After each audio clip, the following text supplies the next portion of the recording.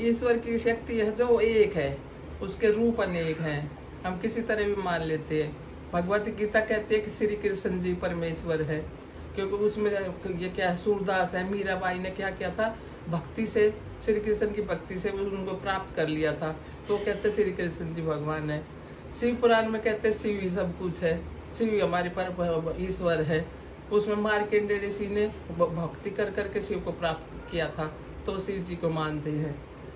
ऐसे ही उसमें कुरान में कहते हैं कि खुदा सबसे बेस्ट है। और गुरुवाणी में बोलते हैं कि जो ओंकार सब सर्वश्रेष्ठ है।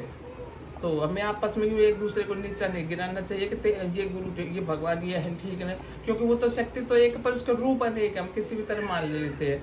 जैसे कुआ एक ये कि परमात्मा किस तरह है, विशाल का कुएं की तरह, जिसमें पानी तो एक ही है, और भांडे अनेक, भांडे मतलब हम, और परमात्मा क्या, कुआ है, कुएं में जो पानी है, तो हमें उस पानी को भरना है, पीना है, पर वो है तो एक ही शक्ति। तो इस चीज़ का हमें देखना चाहिए, सोचना चाहिए।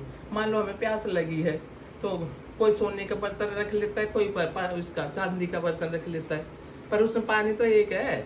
जब उसको पिएंगे जब तो हमारी प्यास बुझेगी। हम यूँ लड़ते रहेगी, यूँ बोलते रहेगा कि मेरा बर्तन अच्छा है, मेरा बर्तन, पर उसमें पानी तो एक है, वो प्यास तो एक ही पानी बुझाएगा ना। तो इस चीज़ के लिए हमें थोड़ा सोचना चाहिए। ऐसे ही खाने के लिए सबकी अलग अलग वैरायटी होती है, कोई किस तरह खाना खाता है, कोई किस तरह का खाना खाता है, पर उसके लिए हम लड़ते थोड़ी, तू ऐसा खाना खाता है, तू ऐसा खाना खाता है, उससे हमारी बॉडी पे इफेक्ट हो सकता है, लेकिन अंदर भूख तो हमारी एक ही है, भूख तो उसी से खाने से ही मिटेगी ना। तो हमें इस बारे में लड़ना नहीं चाहिए, क्योंकि कुआ एक और भांडे अनेक। तो कबीर जी कहते हैं कि कुआ एक, भांडे अनेक, उसमें पानी एक। तो हमें उस निस्वार्थ होकर परमार्थ करना चाहिए, उसमें ईश्वर की भक्ति को भी ध्यान लगाना चाहिए दिल से, कि वापस में नहीं लड़ना चाहिए। तेरा परमात्मा ये शक्ति एक, रूप अनेक।